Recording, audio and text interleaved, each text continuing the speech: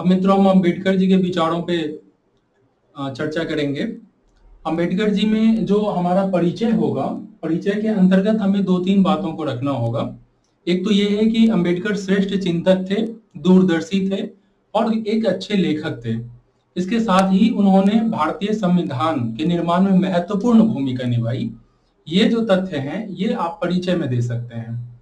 इसके आगे आप देखेंगे तो अम्बेडकर जी के जो जितने भी विचार हैं, तो इनको बचपन से ही सामाजिक भेदभाव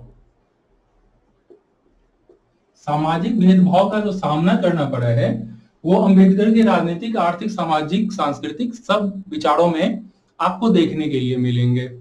चलिए अब चलते हैं ये विचारों में। इसके अंतर्गत राजनीतिक विचार सबसे प्रथम लेते हैं लोकतंत्र के अंतर्गत।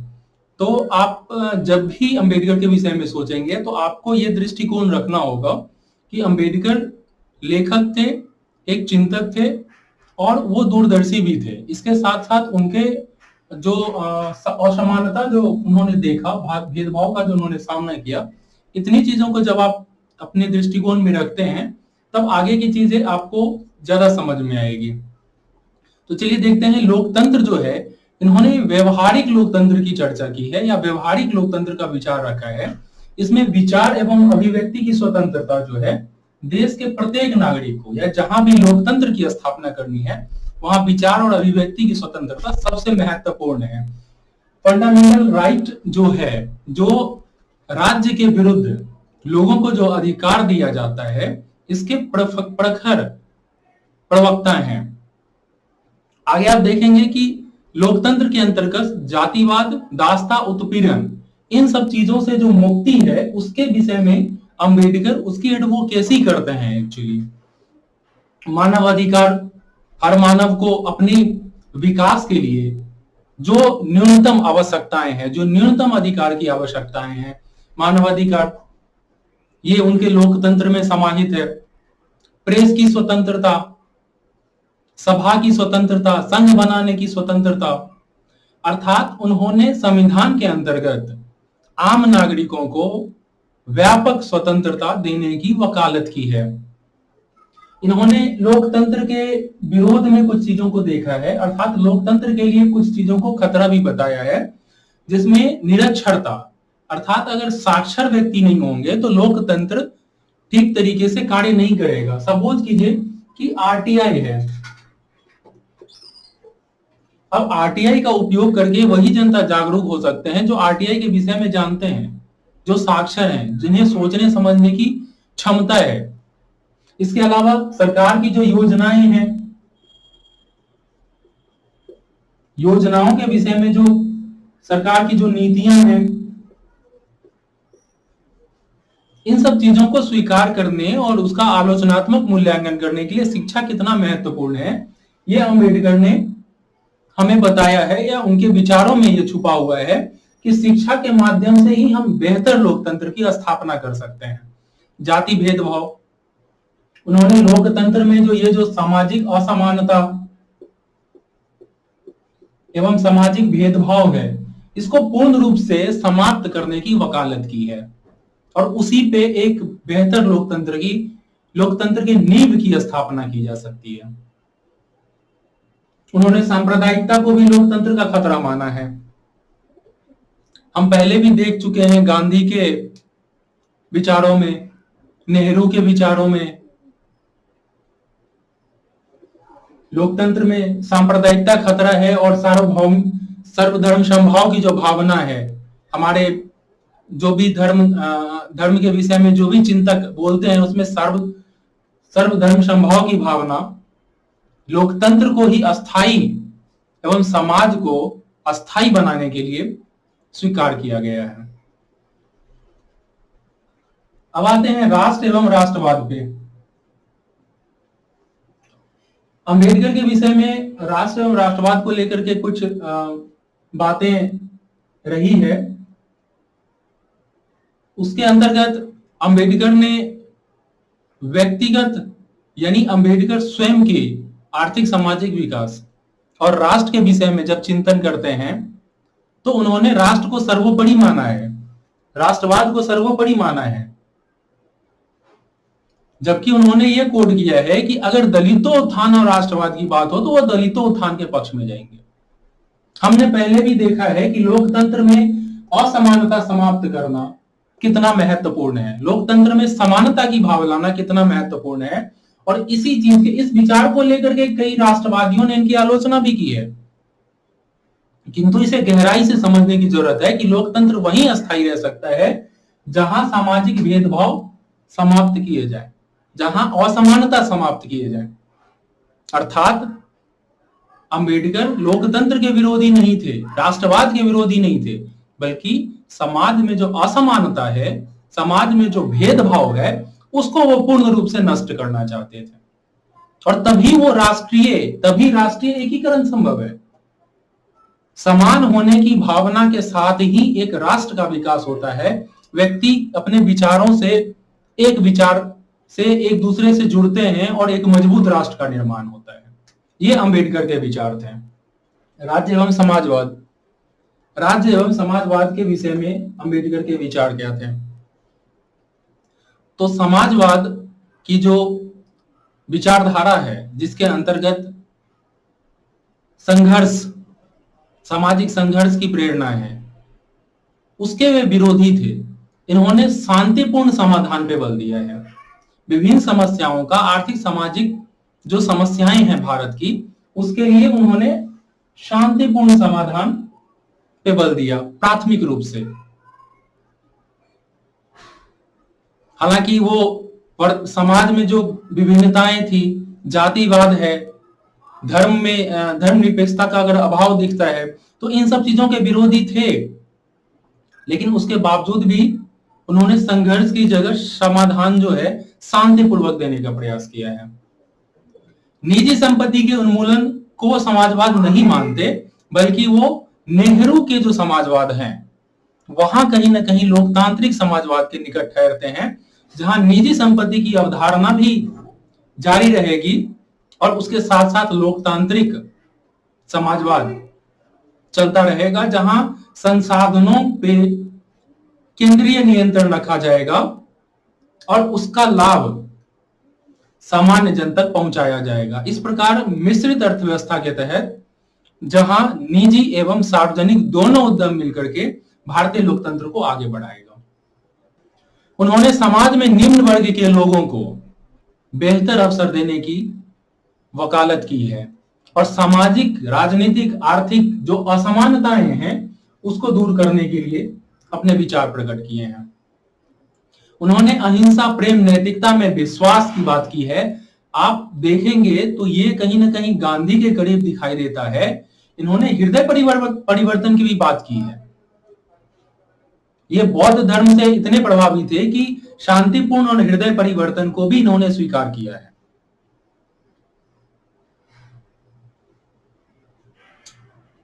आगे आर्थिक विचार के अंतर्गत हम देखते हैं इनके आर्थिक विचारों का आधार क्या है। सबसे पहली बात, इनके आर्थिक विचारों का आधार वही है कि सामाजिक, आर्थिक जो असमानता है, संसाधनों तक जो सबकी पहुंच नहीं है, उसको दूर करना।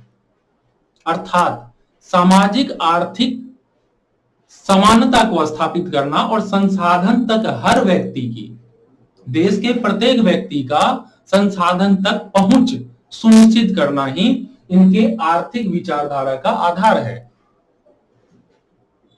इन्होंने कृषि के तहत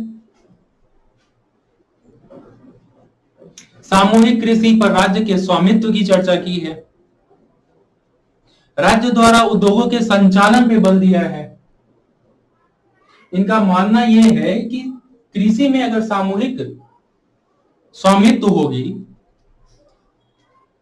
राज्य का स्वामित्व होगा, तो असमानताएं दूर होगी। लोग कृषि करने के लिए उनके पास भूमि होगा और भूमि पे उपज करके वो संसाधन या अपने आर्थिक सामाजिक विकास कर सकते हैं। उसी तरीके से अगर उद्योग की बात करें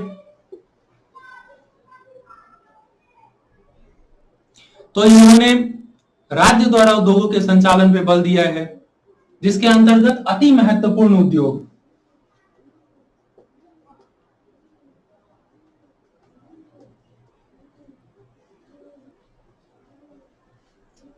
अति महत्वपूर्ण उद्योगों पे राज्य के स्वामित्व पे इन्होंने बल दिया है। इसके अलावा अन्य महत्वपूर्ण उद्योग, अब जैसे आप रेलवे ले सकते हैं, बिजली ले सकते हैं, या अन्य वो उद्योग जो सामान्य जन तक संसाधनों की पहुंच को ठीक करेंगे, अर्थात असमानता को जो दूर करेंगे, जिन उद्योगों के माध्यम से राज्य समाज में आर्थिक सामाजिक विकास सामान्य जन तक पहुंचा सके, उन उद्योगों पे अंबेडकर के विचार राज्य के स्वामित्व के हैं। मूल रूप से ये व्यक्तिवादी हैं, अर्थात व्यक्ति को उनके अधिकार, व्यक्ति के आर्थिक सामाजिक विकास के लिए सारी संभावनाएं, उस तक पहुंच, संसाधनों तक पहुंच की बात करते हैं। लेकिन जब आर्थिक सामाजिक जो दर्शन है इनका, इसमें समाजवाद छुपा हुआ है, समाजवाद है, क्योंकि ये असमानता को दूर करना चाहते हैं। और इस असमानता को दूर करने के लिए इन्होंने नेहरू के समाजवाद को स्वीकार किया है।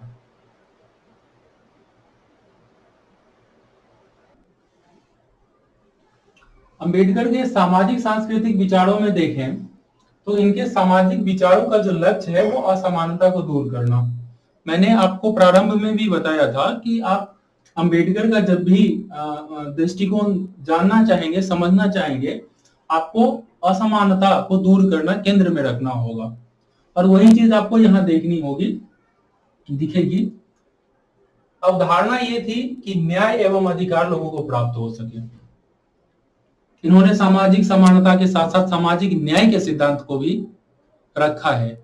और भारत के जो संविधान है उसकी प्रस्तावना के अंतर्गत न्याय एवं अधिकार, सभी व्यक्तियों को न्याय मिले, सभी व्यक्तियों को स्वतंत्रता मिले, समानता मिले, बंधुत्व मिले, ये सारी चीजें जो है हम संविधान की प्रस्तावना में देखते हैं। जबकि फंडामेंटल राइट के अंतर्गत, डीपीएसपी के अंतर्गत हमें अधिकार एवं न्याय जैसे चीजें देखने को मिलती है।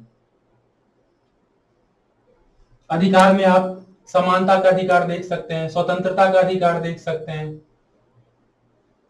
धार्मिक स्वतंत्रता का अधिकार देख सकते हैं।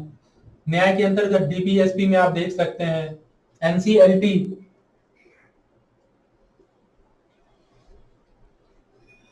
न्याय के लिए अन्य भी विभिन्न धारणाएं आपको डीपीएसपी के अंतर्गत दिखाई देगी।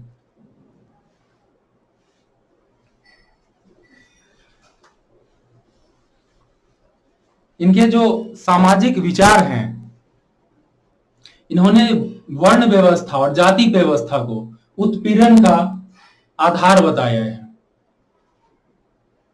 समाज में असमानता को दूर करने के लिए इनके विचार में जाति एवं वर्ण व्यवस्था को समाप्त करना बहुत ही आवश्यक है, तभी जाकर के समानता स्थापित हो सकती है।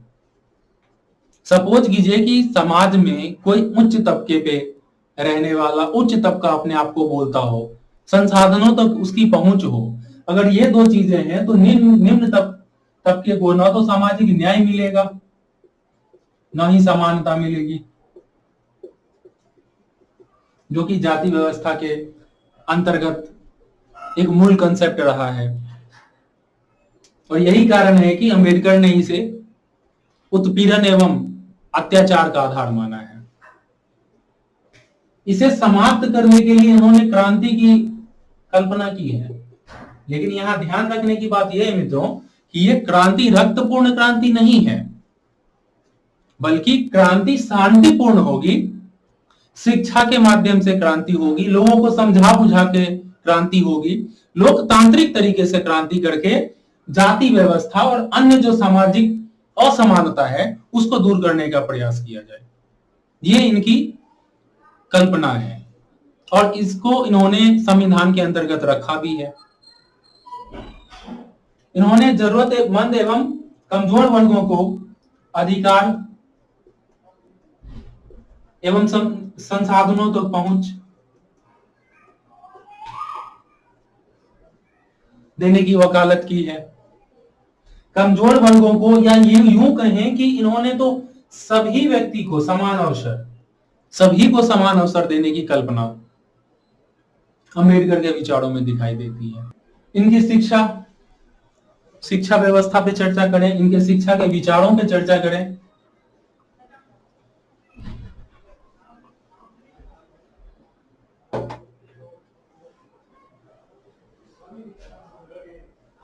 इन्होंने विद्यार्थी को बौद्धिक अंग बताया है समाज का।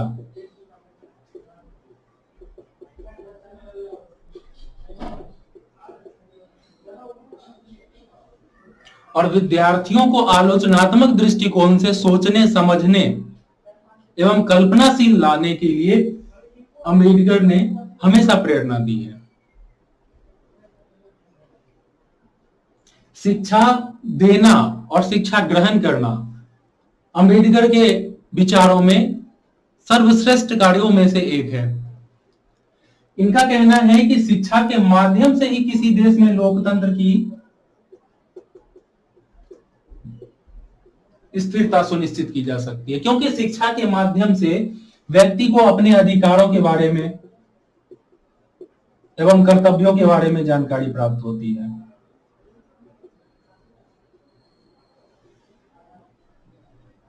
व्यक्ति स्वयं के साथ साथ दूसरों के प्रति भी संवेदनशील होता है।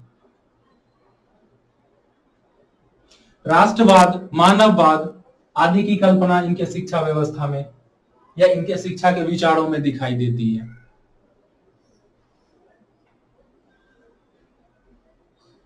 सांस्कृतिक विचारों को देखें तो इन्होंने सर्वधर्म समभाव की बात की है।